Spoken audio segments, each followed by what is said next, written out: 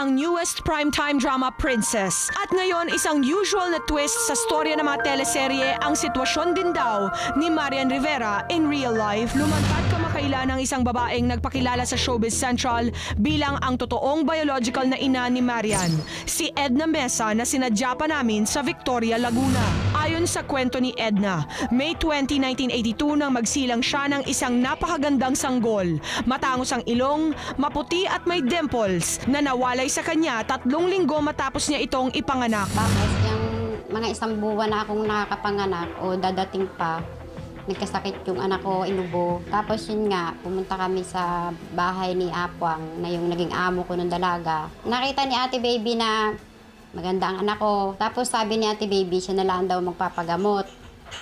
Ay, sabi ko, sige Ate Baby. Pero may mag-asawang nagngangalang Juanito at Mila Rivera raw na dumating at kinuha ang kanyang anak.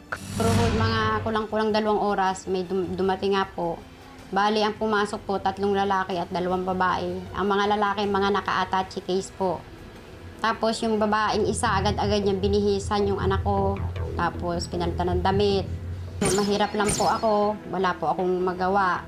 Isa pa po, naniwala po ako sa sabi niya na 1 linggo lamang, ibabalik niya ang anak ko. Kung paano na, paalis na sila, sabi ko, ate, hahalik lang ako. Wag ka nang lumapit. Di yun, iyak ako ng iyak. At yun na ang huling pagkakataon daw na nasilayan niya ang kanyang magandang anak. Dumating po ang 7 taon, pinuntahan ko po uli. Si Ate Baby, Apwang. Sabi po sa akin, hindi ba alam, artista na ang anak mo? Ayun nga po, sabi nga po niya sa akin yan, si Marian. Teo, patay gutom ka? Makakarating ba ang anak mo sa magandang estado? Sabi ganun niya sa akin. At tapos sabi niya, Edna, isa pang panggugulo mo sa akin, papapatay na kita. Sabi niya gano'n sa akin. Natakot po ako. Matapos ito, natigil ang paghahanap ni Aling Edna dahil na rin sa isang karamdaman na ikinaparalyze ng buong katawan niya.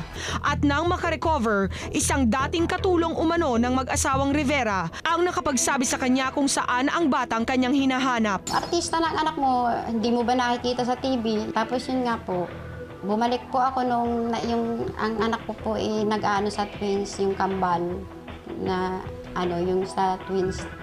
Mayroon ina po siya ron, si Marian. Sa katunayan, isang birth certificate ng kanyang nawawalang anak ang ipinakita ni Edna. Edeline Mesa, ang pangalan daw na ibinigay niya sa aktres na kilala na ng lahat na si Marian Rivera. Wala na po akong katibayan kung hindi ang mukha niya, kamukha siya ng kanyang ama.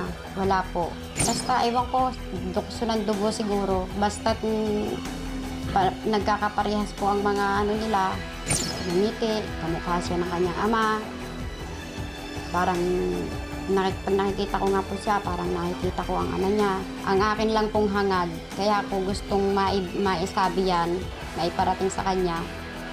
Dahil baka ako mamatay, wala pong magsasabi ng totoo.